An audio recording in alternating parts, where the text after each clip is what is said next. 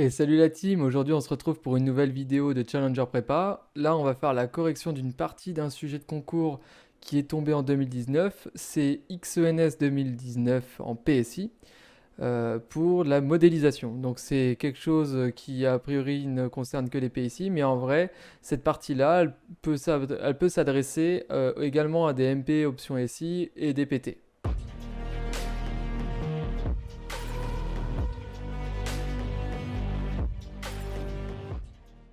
On commence par nous parler d'un sous-marin qui veut se repérer dans son environnement, mais le problème c'est qu'ici les capteurs, ce qui est le cas dans la réalité, les capteurs sont bruités.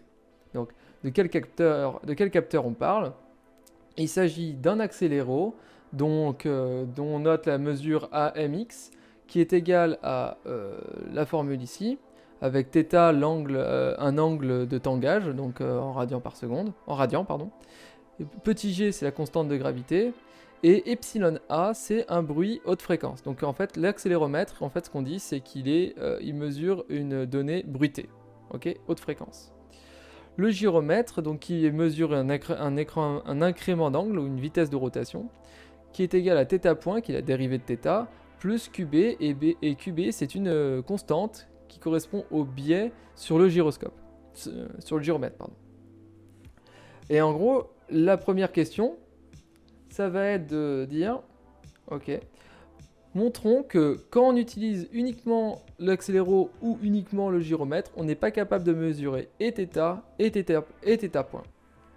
Donc comment on fait ça? Bah, si on mesure que AMX, donc la mesure de l'accéléromètre, donc ça c'est le premier cas, alors ça va au moins gθ plus epsilon A.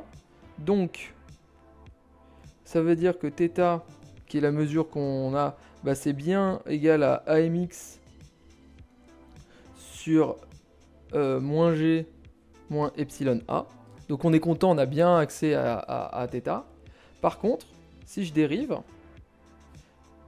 j'ai du θ point, donc qui vaut moins A point MX. A priori, je peux le mesurer puisque j'ai accès à AMX. Moins epsilon A point. Or, ça, c'est un signal qui est haute fréquence, et la dérivée d'un signal haute fréquence, ça va faire un signal très gros, et qui va vraiment polluer notre signal. Donc ça, là, c'est très mauvais, et ça fait qu'on n'est pas capable de mesurer θ point. Ok. Ensuite, réciproquement, si on mesure que QM. Donc QM ça vaut quoi? Ça vaut θ point plus epsilon A. Donc là, en mesurant QM, on a bien accès à θ point. Par contre, si je fais l'intégration, bah, je vais voir que l'intégrale de QM, a priori, je l'ai puisque je peux le mesurer. C'est bien l'intégrale de θ point dt qui vaut, donc ça c'est égal à θ, donc c'est ce qui nous intéresse. Par contre, pardon, c'est pas epsilon m, c'est pas epsilon ici, c'est évidemment QB.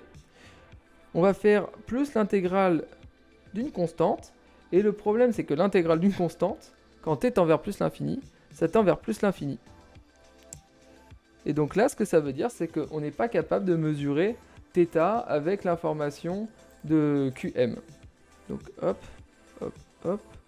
Et donc là, je suis pas capable de mesurer θ. Hop là. Et donc là, ce que disent déjà cette première question, c'est que en utilisant un seul capteur, on n'est pas capable de mesurer et θ et θ point. Ok.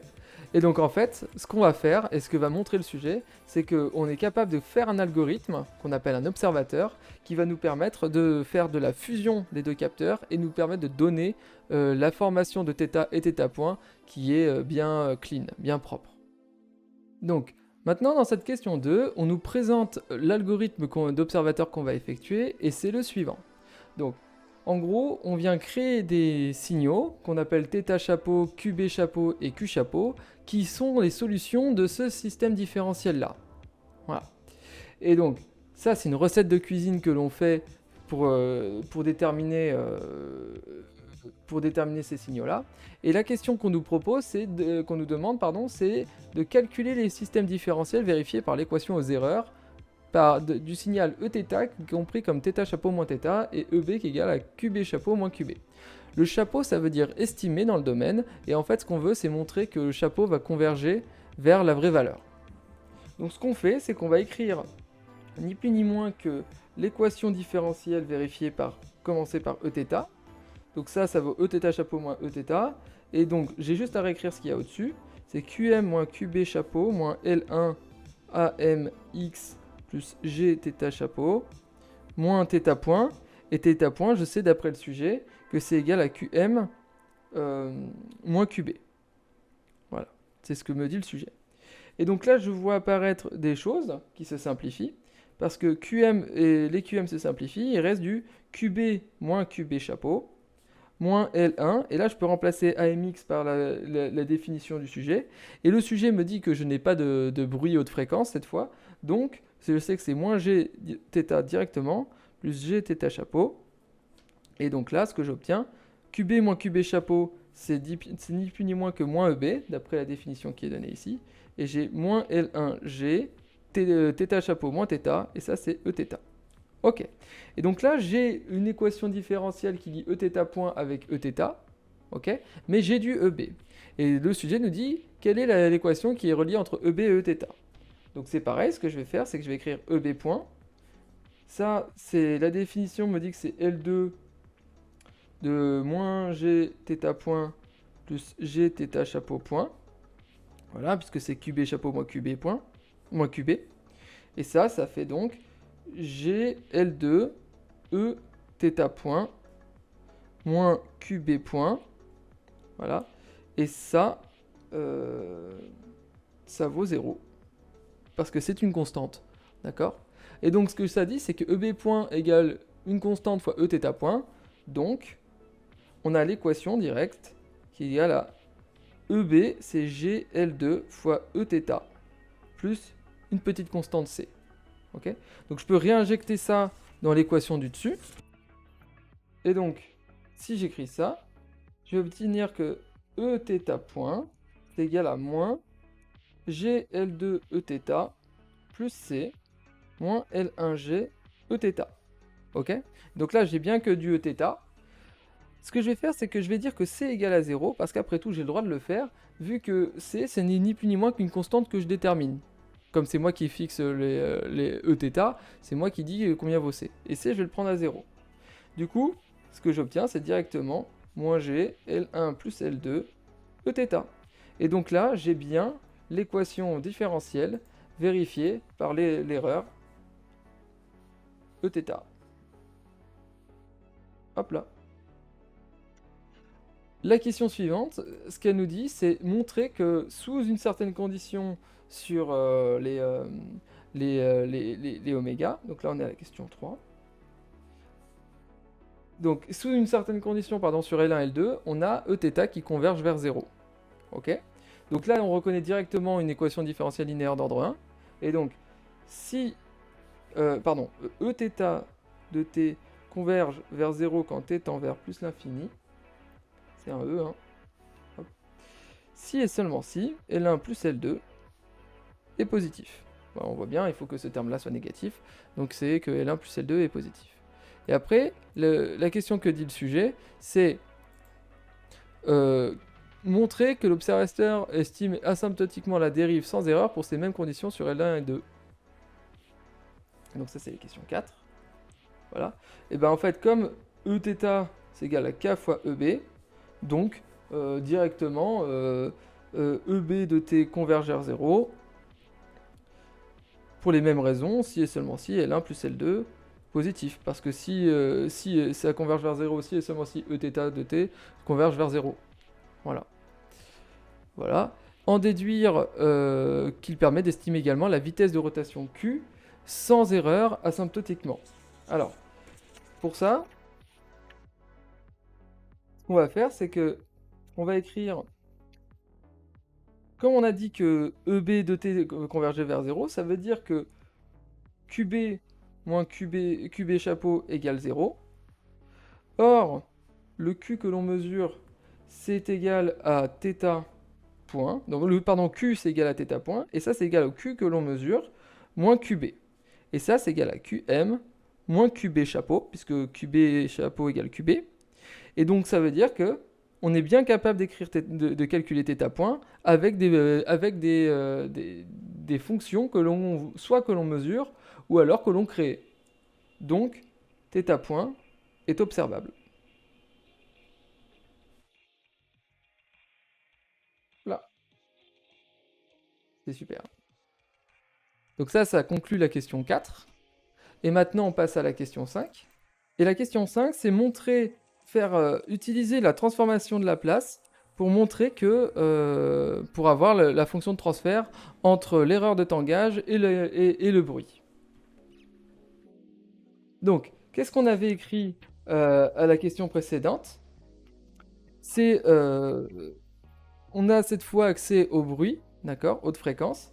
Donc, avec epsilon a de t, l'équation, ça devient Eθ point, donc cette fois, c'est comme avant, sauf que on a du epsilon. Et donc on peut pas remplacer EB par Eθ, parce que en fait le epsilon, en fait, il vient nous gêner. Et il reste que cette équation-là. Voilà. Maintenant, ce qu'on va faire, c'est que cette équation-là, je vais lui passer dans le domaine de Laplace. Pas dans le domaine de Laplace. Et on va voir ce que ça nous donne. Donc, Eθ de P, ok, ça va être égal à moins EB de P. Et cette fois, je vais me taire et accélérer la vidéo pour aller plus vite.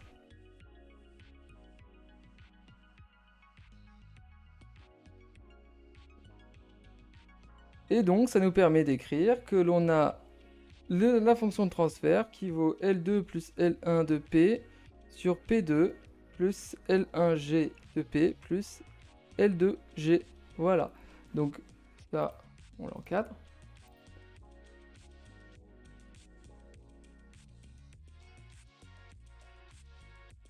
Hop là. Et donc, on a fini la question 5. Pour terminer, on va faire la question 6.